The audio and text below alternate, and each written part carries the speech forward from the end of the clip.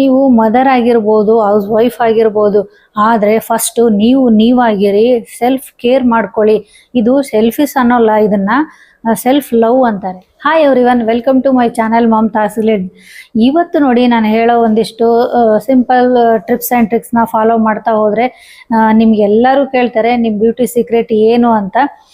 ಕೆಲವೊಬ್ರಂತೂ ಏನು ಗೊತ್ತಾ, ಈ ಮದುವೆ ಆದಮೇಲೆ, ಅದರಲ್ಲೂ ಮಕ್ಕಳಾದ್ಮೇಲೆ ಅಂತೂ ಅಯ್ಯೋ ಬಿಡಪ್ಪ ಇನ್ನೇನೇ ಎಲ್ಲ ಆಗೋಯ್ತು, ಈ ಫ್ಯಾಷನ್ ಗೀಷನ್ ಎಲ್ಲ ನಮ್ಗೆ ಯಾಕೆ ಅಂತ ಅಂದ್ಕೊಳ್ತಾರೆ. ಹಾಗೆಲ್ಲ ಏನಲ್ಲ. ಈ ಪ್ರಾಣೇಶ ಗಂಗಾವತಿ ಪ್ರಾಣೇಶ್ ಸರ್ ಹೇಳ್ತಾರಲ್ಲ, ಅಯ್ಯೋ ಈ ಬಿಡು ನಮ್ಮನ್ನ ಯಾರು ನೋಡ್ತಾರೆ, ಅಯ್ಯೋ ನಮ್ಮನ್ನ ಯಾರು ನೋಡ್ತಾರೆ ಅಂತಂದು ಹೇಳಲ್ವ ಗಂಡಸರು, ಆ ಥರ ಹೇಳ್ತಿರ್ತಾರೆ ಅಂತೆ. ಲೇಡೀಸು ಹಾಗೇನೆ, ಮಕ್ಕಳಾದ್ಮೇಲೆ ಅಂತೂ ಅಯ್ಯೋ ಆಯ್ತು ಬಿಡಪ್ಪ ಇನ್ನೇನು, ನಾವು ಏನು ಕೇರ್ ಮಾಡ್ಕೋಬೇಕು ಆ ಥರ ಯೋಚನೆ ಮಾಡ್ತಾರೆ. ಆ ಥರ ಏನೂ ಇಲ್ಲ. ಹಾಗೆ ಯಾರೆಲ್ಲ ನನ್ನ ಚಾನೆಲ್ನ ಸಬ್ಸ್ಕ್ರೈಬ್ ಮಾಡಿಲ್ಲ, ಪ್ಲೀಸ್ ಸಬ್ಸ್ಕ್ರೈಬ್ ಮಾಡ್ಕೊಂಡು ನೋಡಿ. ಈಗ ನೋಡಿ ಫಸ್ಟ್ ಟಿಪ್ ನೋಡೋಣ, ಸ್ಮೈಲ್ ಆ್ಯಂಡ್ ಕಾನ್ಫಿಡೆಂಟ್ ಅಂತ. ನಮ್ಮ ಮೋಸ್ಟ್ ಪವರ್ಫುಲ್ ಬ್ಯೂಟಿ ಏನು ಗೊತ್ತಾ, ನಮ್ಮ ಸ್ಮೈಲು, ಹಾಗೆ ಕಾನ್ಫಿಡೆಂಟ್ ಆಗಿ ಇರೋದು.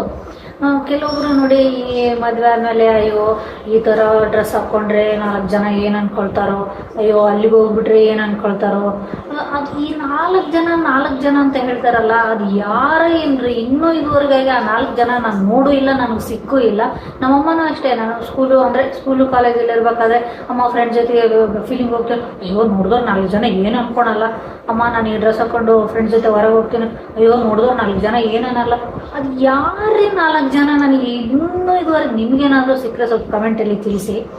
ನಿಮಗೂ ಈ ಥರ ಫೀಲ್ ಆಗೇ ಆಗಿರುತ್ತೆ. ಈ ಥರಲ್ಲಿ ಏನು ನೀವು ತಿಳ್ಕೊಳ್ಳೇಬಾರ್ದು. ಯಾಕೆ ಅಂದ್ಕೊಳ್ಳೋರು ಅವ್ರಿಗೆಲ್ಲ ಏನು ಗೊತ್ತಾ, ಕೆಲಸ ಇರಲ್ಲ, ಬರೀ ಇವ್ರದ್ದು ಅಯ್ಯೋ ಅವ್ರ ಮನೇಲಿ ಏನು ನಡೆಯುತ್ತೆ, ಅವ್ರದ್ದೇನು, ಅವ್ರೇನು ಮಾಡ್ತಾ ಇದ್ದಾರೆ, ಅದರಲ್ಲೇ ಅವ್ರು ಕಾಲ ಕಳೀತಾರೆ. ಅಂಥವ್ರ ಬಗ್ಗೆ ನೀವು ತಲೆನೇ ಕೆಡಿಸ್ಕೋಬಾರ್ದು. ಇರೋದೊಂದು ಜೀವನ, ನಮಗೆ ಇಷ್ಟವಾದ ಡ್ರೆಸ್ ಹಾಕೊಳ್ಳಿ, ಇಷ್ಟವಾದದ್ದು ತಿನ್ನಿ, ಇಷ್ಟವಾದ ಪ್ಲೇಸಲ್ಲಿ ಹೋಗಿ ಸುತ್ತಾಡಿ, ಅದನ್ನು ಬಿಟ್ಬಿಟ್ಟು ಅಯ್ಯೋ 4 ಜನ ಏನು ಅಂದ್ಕೊಳ್ತಾರೋ ಅದೆಲ್ಲ ಏನು ನೀವು ತಲೆನೇ ಕೆಡಿಸ್ಕೋಬೇಡಿ. ಹಾಗಾಗಿ ನಿಮ್ಮ ಲೈಫ್ ಇದು, ನೀವು ಇಷ್ಟ ಬಂದಾಗೆ ಇರಿ. ಅಂದರೆ ನಿಮ್ಮ ಲಿಮಿಟಲ್ಲಿ ಇರಬೇಕು. ಯಾವತ್ತು ಇನ್ನೊಬ್ರು ನಮ್ಮನ್ನು ಬೆಟ್ಟು ಮಾಡಿ ತೋರಿಸೋ ಥರ ಇರಬಾರ್ದು, ಅಷ್ಟೇ. ಸೆಕೆಂಡ್ ಟಿಪ್ ನೋಡಿ, ಹೇರ್ ಸ್ಟೈಲು. ಹೌದು, ನಿಮ್ಮ ಹೇರ್ ಸ್ಟೈಲು ನೀವು ಚೇಂಜ್ ಮಾಡಿಕೊಂಡ್ರೆ ಒಂದು 10 ವರ್ಷ ಚಿಕ್ಕವ್ರ ಥರ ಕಾಣ್ತೀರಾ. ಅದೇ ನೀವು ಈಗ ನೋಡಿ, ನಾನು ಎಲ್ಲ ನೋಡಿರ್ಬೋದು ಒಂಥರ ಬೇರೆ ಸ್ಟೈಲು. ಈಗ ನೋಡಿ ಈ ಥರ ಒಂದು ಸ್ವಲ್ಪ ಚಿಕ್ಕವ್ರ ಥರ ಕಾಣಲ್ವಾ, ಹಾಗೇನೆ ಅದೇ ನಾನು ಎಲ್ಲ ಹಿಂಗೆ ಕಟ್ಬಿಟ್ಟು ಇಲ್ಲೊಂದು ತುರ್ಬು ಹಾಕೊಂಡ್ಬಿಟ್ಟು ಬಂದಿದ್ರೆ ಏನನ್ಸಿತ್ತು, ಏನೋ ಸ್ವಲ್ಪ ಏಜ್ ಆಗಿರ್ಬೋದು ಅಂತ ಆ ಥರ ಅನಿಸುತ್ತೆ. ಬಟ್ ಏನು ಗೊತ್ತಾ, ಎಲ್ಲ ನಮಗೆ ಸೀರೆ ಉಟ್ಕೊಂಡಾಗೂ ಅಷ್ಟೇ, ಯಾವುದಾದ್ರೂ ಫಂಕ್ಷನ್ಗೆ ಹೋಗ್ಬೇಕಾದ್ರೆ ಅಥವಾ ಡ್ರೆಸ್ ಹಾಕ್ಕೊಂಡೋಗು ಅಂದರೆ ಒಳ್ಳೆ ಲುಕ್ ಆಗಿರೋಂಥದ್ದು, ಗ್ರ್ಯಾಂಡ್ ಆಗಿರೋಂಥ ಡ್ರೆಸ್ ಹಾಕ್ಕೊಂಡಾಗ ನೀವು ಹೇರ್ ಸ್ಟೈಲ್ ಮಾಡ್ಕೋಬೋದು. ಅದಂತೂ ಕ್ಲಾಸಿಯಾಗಿ ಕಾಣಿಸುತ್ತೆ, ಒಳ್ಳೆ ಲುಕ್ ಕೊಡುತ್ತೆ. ಈ ಫಿಲ್ಮ್ ಸ್ಟಾರ್ಸ್ ಎಲ್ಲ ನೋಡಿ ಎಷ್ಟು ಚೆನ್ನಾಗಿ ಹಾಕ್ಕೊಂಡಿರ್ತಾರೆ. ಈ ಥರದ್ದು ಒಂದು ತೊಗೊಳ್ಳಿ. ಇಲ್ಲಾಂದರೆ ಕೆಲವ್ರು ಏನು ಗೊತ್ತಾ, ಜಡೆ ಹಾಕೊಂಡ್ಬಿಟ್ಟು ಹೋಗ್ತಾರೆ. ಬಟ್ ಹೇರ್ ನಿಮಗೆ ಜಾಸ್ತಿ ದಪ್ಪ ಇತ್ತು ಅಂತಂದರೆ ಸೂಪರಾಗಿ ಕಾಣಿಸುತ್ತೆ. ಇಷ್ಟು ದಪ್ಪ ಜಡೆ ಹಾಕ್ಕೊಂಡು ಅದಕ್ಕೆ ಹೂವು ಮುಟ್ಕೊಂಡ್ರೆ ತುಂಬ ಚೆನ್ನಾಗಿ ಕಾಣಿಸುತ್ತೆ. ಅದೇ ನಿಮ್ಮ ಹೇರ್ ತಿನ್ನಾಗಿತ್ತು ಅಂತಂದರೆ ಏನು ಚೆನ್ನಾಗಿ ಕಾಣಲ್ಲ, ಒಂಥರ ಇಲಿ ಬಾಲ ಥರ ಅನಿಸುತ್ತೆ. ಆ ಥರ ಏನು ಗೊತ್ತಾ, ತಿನ್ನಾಗಿರೋ ಹೇರ್ ಯಾರಿಗಿರುತ್ತೆ ಅವ್ರಿಗೆ ಈ ಹೇರ್ ಸ್ಟೈಲು ತುಂಬಾ ಯೂಸ್ ಆಗುತ್ತೆ. ಯಾಕೆ ಗೊತ್ತಾ, ನಿಮಗೆ ಗೊತ್ತೇ ಆಗಲ್ಲ ನಿಮ್ಗೆ ಹೇರ್ ತುಂಬ ತಿಕ್ಕಾಗಿದೆ ಅನ್ನೋದು ಯಾರಿಗೂ ಗೊತ್ತೇ ಆಗಲ್ಲ. ಅದಕ್ಕೆ ಈ ಥರ ಒಂದಿಷ್ಟು ಪಿನ್ ಒಂದಿಷ್ಟು ತೊಗೊಳ್ಳಿ. ಹೇರ್ ಸ್ಟೈಲು ಯಾವ ಥರ ಮಾಡ್ಕೊಳ್ಬೋದು ಅನ್ನೋದನ್ನು ನಾನು ಒಂದು ವಿಡಿಯೋ ಮಾಡಿದ್ದೀನಿ, ಅದ್ರ ಲಿಂಕ್ ಕೊಡ್ತೀನಿ, ಬೇಕಾದರೆ ನೀವು ಹಾಕೊಳ್ಳಿ. ಆಮೇಲೆ ಕ್ವಿಕ್ಕಾಗಿನೂ ಆಗುತ್ತೆ. ಬೇರೆ ಹೇರ್ ಸ್ಟೈಲೆಲ್ಲ ನಾವು ಹಿಂಗೆ ಮಾಡ್ಬೇಕು ಹೋದರೆ ಕೂದಲೆಲ್ಲ ನಮ್ಮ ಹೇರೆಲ್ಲ ಅಂದರೆ ಬಿದ್ದೋಗೋದು, ಆ ಸ್ಟೈಲು ಬರೋಲ್ಲ. ಬಟ್ ಇದೇನು ಗೊತ್ತಾ, ಸಿಂಪಲ್, ಎಲ್ಲ ನೀಟಾಗಿ ಬಾಚ್ಕೊಳೋದು, ಒಂದು ಪೋನಿ ಹಾಕ್ಕೊಂಡು ಇದಕ್ಕೆಲ್ಲ ಹರಡ್ಕೊಳೋದು, ಅದ್ರ ಮೇಲೆ ಒಂದು ಈ ಥರ ಒಂದು ಹೂವು, ಇದು ಆರ್ಟಿಫಿಷಿಯಲ್ದು ಬೇಕು, ರಿಯಲ್ ಹೂವನ್ನು ನೀವು ಮುಡ್ಕೊಳ್ಬೋದು. ಎಷ್ಟು ಚೆನ್ನಾಗಿ ಅನಿಸುತ್ತೆ ಗೊತ್ತಾ, ತುಂಬ ಎಲಿಗೆಂಟ್ ಆಗೋಗೂ ಕಾಣಿಸ್ತೀರ ನೀವು. ಈಗ ನೆಕ್ಸ್ಟ್ ಟಿಪ್ ನೋಡೋಣ ನೋಡಿ, ಆಕ್ಸೆಸರೀಸ್. ನೀವು ಎಷ್ಟು ಸಿಂಪಲ್ ಆಗಿರೋ ಆಕ್ಸೆಸರೀಸ್ ಹಾಕ್ಕೊಳ್ತೀರೋ ಅಷ್ಟು ನೀವು ಕ್ಲಾಸಿಯಾಗಿ ಕಾಣಿಸ್ತೀರ. ಒಂಥರ ಸ್ವಲ್ಪ ಚಿಕ್ಕವರು ಏಜ್ನು ಕಡಿಮೆ ಥರನೂ ಕಾಣಿಸ್ತೀರ. ಅಥವಾ ಒಂದು ಮಂಗಲಸೂತ್ರ ಒಂದಿರಲಿ, ಅದ್ರ ಮೇಲೆ ಒಂದು ಸಿಂಪಲ್ ಆಗಿರೋದಂಥದ್ದೊಂದು ಚಿಕ್ಕದೊಂದು ಹಾರ, ಅಥವಾ ಈ ಥರ ಚಿಕ್ಕದಾಗಿರೋಂಥದ್ದು ಈ ಥರ ನೆಕ್ಕಿಗೆ ಈ ಥರ ಬರುತ್ತೆ, ಈ ಥರದ್ದು ಹಾಕ್ಕೊಳ್ಳಿ. ಅಥವಾ ಸ್ವಲ್ಪ ಏನೋ ಫಂಕ್ಷನು, ಮದುವೆ ಆ ಥರ ಇತ್ತು ಅಂತಂದರೆ ಈ ಥರದ್ದು ಒಂದು ಚೌಕರ್ ಬೇಕಾದರೆ ಹಾಕ್ಕೊಳ್ಳಿ, ತುಂಬ ಚೆನ್ನಾಗಿ ಕಾಣಿಸುತ್ತೆ. ಈ ಥರ ನೋಡಿ, ಇದನ್ನು ಬೇಕಾದರೂ ಹಾಕ್ಕೊಳ್ಬೋದು. ಈ ಥರ ಇರುತ್ತೆ. ಇಯರಿಂಗ್ದು ಅಷ್ಟೇ, ಒಂದು ಚಿಕ್ಕದು ಥರ ಜುಮ್ಕಾ ಥರದ್ದು, ಈ ಥರ ಜುಮ್ಕಾ ಥರದ್ದು ಹಾಕ್ಕೊಳ್ಳಿ, ತುಂಬ ಚೆನ್ನಾಗಿ ಕಾಣಿಸುತ್ತೆ. ಹೆವಿ ಇರೋಂಥ ನೆಕ್ಲೇಸ್ಗಳು ಇಷ್ಟಿಷ್ಟು ಅಗಲ ಇರುತ್ತೆ ರೀ. ಆ ಸೀರಿಯಲ್ಗಳಲ್ಲೆಲ್ಲ ನೋಡ್ತಿರಲ್ಲ, ಅಯ್ಯಪ್ಪ ಅದು ಹೆಂಗಾರ ಅಷ್ಟು ಭಾರ ಹಾಕ್ಕೊಂಡು ಅದು ಹೆಂಗೆ ಇರ್ತಾರೋ ನಮಗಂತೂ ಗೊತ್ತಿಲ್ಲ. ಆಮೇಲೆ ಅದು ಅಷ್ಟು ಚೆನ್ನಾಗಿ ಕಾಣಿಸೋದು ಇಲ್ಲ, ಲುಕ್ಕೇ ಒಂಥರ ಅಸಹ್ಯ ಆಗ್ಬಿಡುತ್ತೆ. ಈ ಥರ ಸಿಂಪಲ್ ಇರೋದು ಹಾಕ್ಕೊಳ್ಳಿ, ತುಂಬ ಚೆನ್ನಾಗಿ ಕಾಣಿಸುತ್ತೆ. ನೀವು ಹಾಗೆ ಕ್ಲಾಸಿಯಾಗಿ ಎಲಿಗೆಂಟ್ ಆಗಿನೂ ಸಹ ಕಾಣಿಸ್ತೀವಿ. ಈಗ ನೆಕ್ಸ್ಟ್ ಟಿಪ್ ನೋಡಿ, ಸ್ಕಿನ್ ಕೇರು. ಆಲ್ಮೋಸ್ಟ್ ಏನು ಮಾಡ್ತಾರೆ ಗೊತ್ತಾ, ಅಂದರೆ ಹುಡುಗಿಯರಾಗಿರ್ಬೋದು, ಅಂದರೆ ಒಟ್ಟಿನಲ್ಲಿ ಮದುವೆಗಿಂತ ಮುಂಚೆ ತುಂಬ ಸ್ಕಿನ್ ಕೇರ್ ಮಾಡ್ತಾ ಇರ್ತಾರೆ. ಏನು ಪ್ಯಾಕ್ ಹಾಕ್ಕೊಳ್ಳೋದೇನೋ, ಅದು ಹಚ್ಕೊಳ್ಳೋದೇನೋ, ಆ ಥರ ಮಾಡ್ತಾರೆ. ಬಟ್ ಅದೇ ಒಂದ್ಸತಿ ಮದುವೆ ಆದಮೇಲೆ, ಅದರಲ್ಲೂ ಮಕ್ಕಳಾದ್ಮೇಲಂತೂ ನಾವು ಎಲ್ಲಾನು ಬಿಟ್ಬಿಡ್ತೀವಿ. ಹೆಂಗಾಗ್ಬಿಟ್ಟಿರುತ್ತೆ ಗೊತ್ತಾ, ಅಯ್ಯೋ ಒಂದು ಸ್ವಲ್ಪ ಊಟ ಮಾಡಿ ಮಲ್ಕೊಳಕ್ಕೆ ಟೈಮ್ ಸಿಕ್ಕಿದ್ರೆ ಸಾಕಪ್ಪ ಅನ್ನೋ ಥರ ಇರುತ್ತೆ. ಅದು ಅರ್ಥ ಆಗುತ್ತೆ. ಆ ಸ್ಟೇಜ್ ನಾನು ಆ ಸ್ಟೇಜ್ ನೋಡಿದ್ದೀನಿ. ಬಟ್ ಅಟ್ಲೀಸ್ಟ್ ಮಕ್ಕಳು ಒಂದು ಸ್ವಲ್ಪ ದೊಡ್ಡವರಾದಮೇಲೆ, ಸ್ಕೂಲ್ಗೆ ಹೋಗೋಕೆ ಸ್ಟಾರ್ಟ್ ಆದಮೇಲೆ, ಅವ್ರು ಬರೋದ್ರೊಳಗೆ ಅಟ್ಲೀಸ್ಟ್ ವಾರಕ್ಕೊಂದು ಪ್ಯಾಕು, ಅಂದರೆ ಅದು ಹೋಮ್ ಮೇಡ್ ಆಗಿದ್ರೆ ತುಂಬ ಒಳ್ಳೆಯದು. ನಿಮ್ಮ ಸ್ಕಿನ್ಗೆ ಸೂಟ್ ಆಗೋಂಥದ್ದು ಒಂದು ಪ್ಯಾಕ್ ಹಾಕ್ಕೊಳ್ಳಿ. ಕ್ಲೆನ್ಸಿಂಗು, ಮಾಯ್ಶ್ಚರೈಸಿಂಗು, ಸನ್ಸ್ಕ್ರೀನ್ ಲೋಷನ್ನು, ಇಷ್ಟು ಮಾತ್ರ ಮಾಡಿ ಸಾಕು. ಸ್ಕಿನ್ ಕೇರ್ ಅಂದರೆ ಇಷ್ಟೇ, ಬೇರೆ ಏನು ಅಯ್ಯೋ ಅದು ಇದು ಮಾಡಬೇಕು, ಪಾರ್ಲರ್ಗೆ ಹೋಗ್ತಾ ಇರಬೇಕು ಡೈಲಿ ಅಂತ ಅದೆಲ್ಲ ಏನೂ ಇಲ್ಲ. ಒಂದು ಕ್ಲೆನ್ಸಿಂಗು, ಒಂದು ಮಾಯ್ಶ್ಚರೈಸರು, ಸನ್ಸ್ಕ್ರೀನ್ ಲೋಷನ್, ಇಷ್ಟು ಮಾಡಿದರೆ ಸಾಕು ರೀ, ಹೆಂಗಾಗಿ ಕಾಣಿಸ್ತೀರ. ನೆಕ್ಸ್ಟ್ ಟಿಪ್ ನೋಡಿ, ಸಿಂಪಲ್ ಆ್ಯಂಡ್ ಕ್ಲಾಸಿ ಡ್ರೆಸ್ಸಿಂಗು. ಈಗ ನೋಡಿ, ನೀವು ಮನೇಲಿ ಇರ್ತೀರಾ, ಹೌಸ್ ವೈಫು, ಅಯ್ಯೋ ನಮ್ಮನ್ನ ಯಾರು ನೋಡ್ತಾರೆ ಆ ಥರ ಅಂದ್ಕೊಂಡು ಈ ನೈಟಿ ಎಲ್ಲ ಹಾಕ್ಕೊಂಡು ಮಾತ್ರ ಇರಬೇಡಿ. ಅದಂತೂ ಹಂಟಿನೂ ಅಲ್ಲ, ಅಜ್ಜಿ ಥರ ಕಾಣ್ತೀರಾ. ಅದ್ರ ಬದಲಿಗೆ ಒಂದು ಸಿಂಪಲ್ ಆಗಿ ಚೂಡಿದಾರನೋ ಅಥವಾ ನೈಟ್ ಪ್ಯಾಂಟು, ಟಿ ಶರ್ಟು ಹಾಕ್ಕೊಳ್ಳಿ.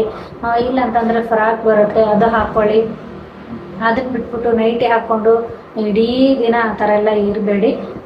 ಸಿಂಪಲ್ ಆಗಿರೋಂಥ ಡ್ರೆಸ್ ಹಾಕ್ಕೊಳ್ಳಿ, ತುಂಬ ಕ್ಲಾಸಿಯಾಗಿ ಕಾಣ್ತೀರಾ. ಹೆವಿ ಮೇಕಪ್ ಏನೂ ಬೇಡ, ಮನೇಲಿದ್ದಾಗ ಅಷ್ಟೇ ಸಿಂಪಲ್ ಸ್ಕಿನ್ ಕೇರ್ ಮಾಡ್ಕೊಳ್ಳಿ. ಇಲ್ಲಾರ ಆಚೆ ಹೋಗ್ಬೇಕಂದಾಗ ಹೆವಿ ಇರೋಂಥದ್ದು, ಎಲ್ಲಾ ಕಡೆನೂ ಹೆವಿ ಅಂದ್ರೆ ಹ್ಯಾಂಡ್ ಬ್ಯಾಗ್ ತಗೊಂಡೋಗ್ಬೇಕಂತ ಏನೂ ಇಲ್ಲ. ಸ್ವಲ್ಪ ಸಿಂಪಲ್ ಆಗಿರೋದು, ಚಿಕ್ಕ ಪುಟ್ಟ ಕಿಟ್ಟಿ ಪಾರ್ಟಿನೋ ಅಥವಾ ಯಾವ್ದೋ ಬರ್ಡೇ ಪಾರ್ಟಿನೋ ಈ ತರ ಎಲ್ಲ ಹೋದಾಗ ಈ ತರ ಸಿಂಪಲ್ ಆಗಿರೋಂಥದ್ದು, ಕ್ಲಾಸ್ ಆಗಿರೋಂಥದ್ದು ಸಾರಿ ಹ್ಯಾಂಡ್ ಬ್ಯಾಗು ತಗೊಳ್ಳಿ. ತುಂಬಾನೇ ಚೆನ್ನಾಗಿರುತ್ತೆ. ಈ ತರ ಹಾಕೊಂಡು ಚೆನ್ನಾಗಿರುತ್ತೆ. ಇಲ್ಲ ಅಥವಾ ಈ ತರ ಇರೋಂಥದ್ದು ತಗೊಳ್ಳಿ, ತುಂಬಾ ಚೆನ್ನಾಗಿ ಕಾಣಿಸುತ್ತೆ. ಇದು ಅಷ್ಟೇನೆ, ನೀವು ಸಾರಿ ಹಾಕೊಂಡೋಗು ಮ್ಯಾಚ್ ಆಗುತ್ತೆ, ಡ್ರೆಸ್ ಮೇಲೆನೂ ಮ್ಯಾಚ್ ಆಗುತ್ತೆ. ಈ ತರದ ಸಿಂಪಲ್ ಆಗಿ ಹಾಕೊಳ್ಳಿ. ದೊಡ್ಡದು ಹೆವಿ ಬ್ಯಾಗ್ ತರದ್ದು ಹಾಕೊಳ್ಬೇಡಿ. ಈ ತರ ಸಿಂಪಲ್ ನೀವು ಚೇಂಜಸ್ ಮಾಡ್ಕೊಂಡಾಗ ಸ್ಮಾರ್ಟ್ ಆಗಿ ಹಾಗೆ ಎಲಿಗೆಂಟ್ ಆಗಿ ಸಹ ಕಾಣಿಸ್ತೀರಿ. ಈಗ ನೋಡಿ, next tip, mind set change ಮಾಡ್ಕೊಳ್ಳೋದು. ನಿಮ್ ಮೈಂಡ್ ಸೆಟ್ ಯಾವಾಗ್ಲೂ ನೋಡಿ ಏನ್ ಅನ್ಕೊಂಡ್ಬಿಡ್ತಾರೆ, ಅಯ್ಯೋ ನಾವೇನು ಮನೇಲಿ ಇರ್ತೀವಿ, ಇನ್ನೇನು ನಮ್ದೆಲ್ಲ ಮುಗ್ದೋಯ್ತು ಅಂತ ಯೋಚನೆ ಮಾಡ್ಲೇಬಾರ್ದು. ಇದು ನಿಮ್ಗೆ ಬಿಗ್ಗೆಸ್ಟ್ ಸೀಕ್ರೆಟ್ ಅಂತಾನೆ ಹೇಳ್ಬೇಕು. ನಮ್ ಮೈಂಡ್ ಇಂದ ಮೊದ್ಲು ತೆಗ್ದು ಹಾಕ್ಬೇಕು.